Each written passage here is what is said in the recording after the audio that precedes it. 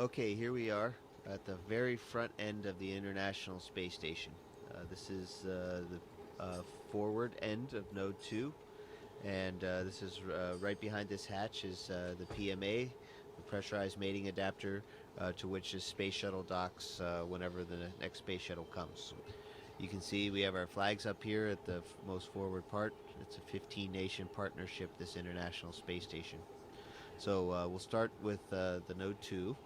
We will stop at the Kibo module here, the Japanese pressurized module, and the Japanese logistics platform.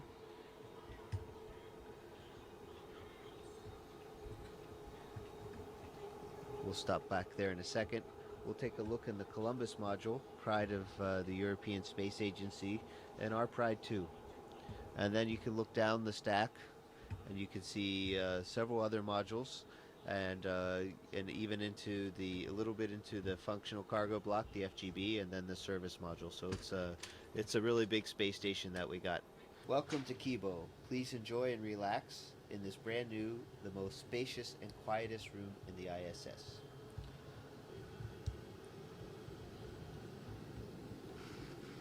You can see here, this is the SIBO rack,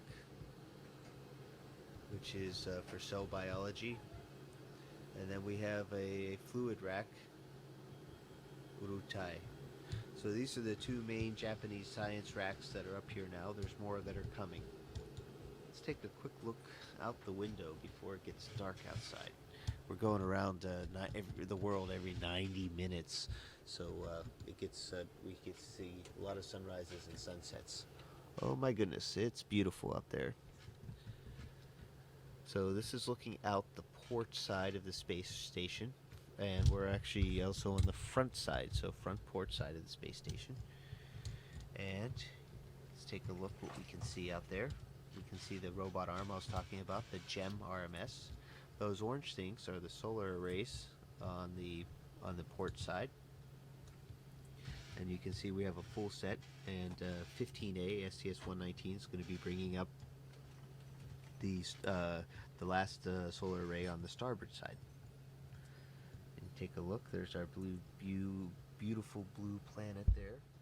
And looking at this and where we are, I'd say we're over the South Indian Ocean. You can actually see some icebergs down there. So we're actually probably between Africa and Antarctica. You can actually see the different shades of the blue water. Okay, so now fly with me. We're going to go to the Columbus module.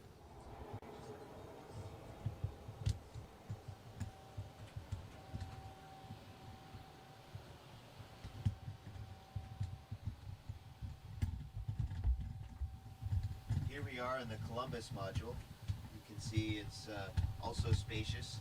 It's also cluttered because it's a great place to store things or temporarily stow them. It's not going to be this way forever. We're going to have it nice and clean pretty soon. We're flying back to Node 2. We'll take a quick look what else we have here. We have my work area. It's a little bit cluttered right now,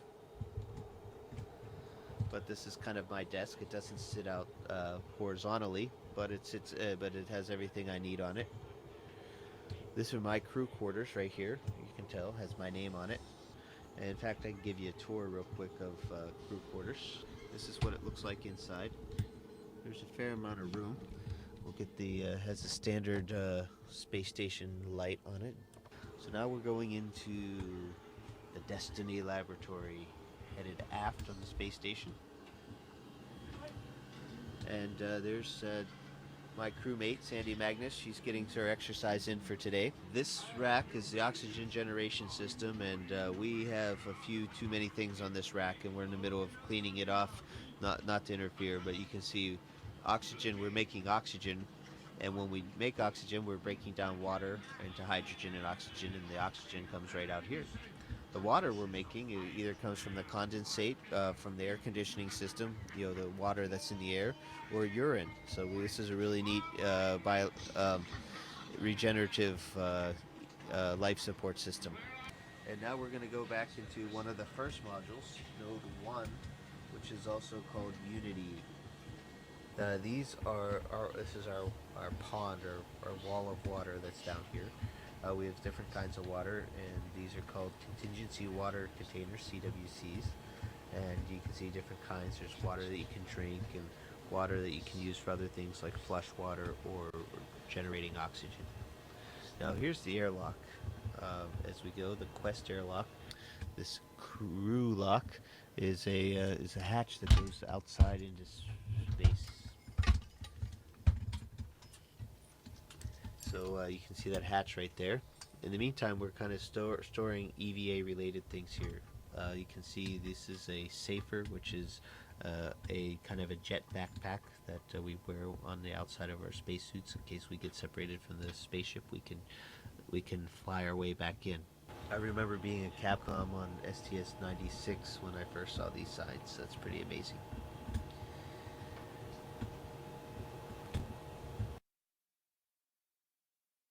And we're floating into the Russian side of things. First and foremost, we are now in the pressurized adapter part of the functional cargo block. We call it the GAA, and it's also a docking port down below. As you carefully look down below, you can see the hatches, and inside that what you can see in front of us is the docking mechanism for the Soyuz. It's very compact and not a lot of room. Makes it very efficient. Now Yuri's been busy unloading the Progress. We just finished an EVA, so things here in the functional cargo block are very functional right now and very cargo-y. So you can see things are just really full here in the FGB. As we leave the FGB here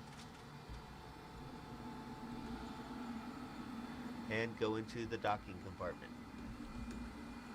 Docking compartment is another one of those vertical looks, and it's a kind of a misnomer. It's not just docking compartment, but it's also a airlock. So Yuri and I went out in these two spacesuits a few weeks ago and went into open space and had a spacewalk. Continuing on down through here, and we'll stop here on the way back, is our Progress cargo vehicle. The Progress is a cargo ship, unmanned, uncrewed, nobody driving, and has the same kind of docking compartment. It's very much based on the Soyuz design, except it doesn't have any re-entry capability. And we're going to take a look outside. And this is the hatch that I opened up and went outside for a spacewalk, and we're looking aft on the space station. There's a ladder, some solar panels. We're looking at the service module,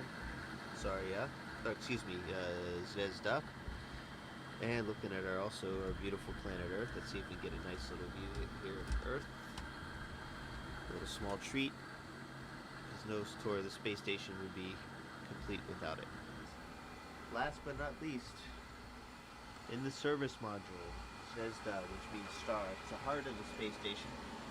It's where we used to have the only place where we could create oxygen and live with the carbon dioxide removal system, as well as a place to eat and sleep.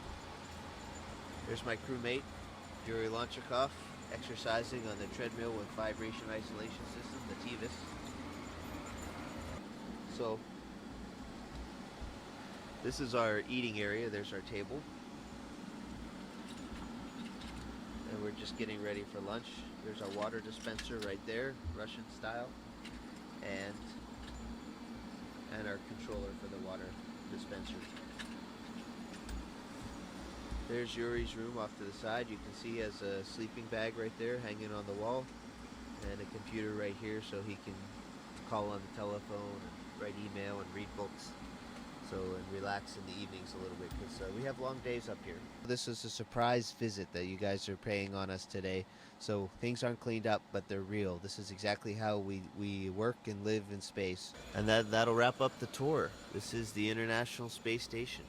A very good example of what human beings can do when we work when we work closely together.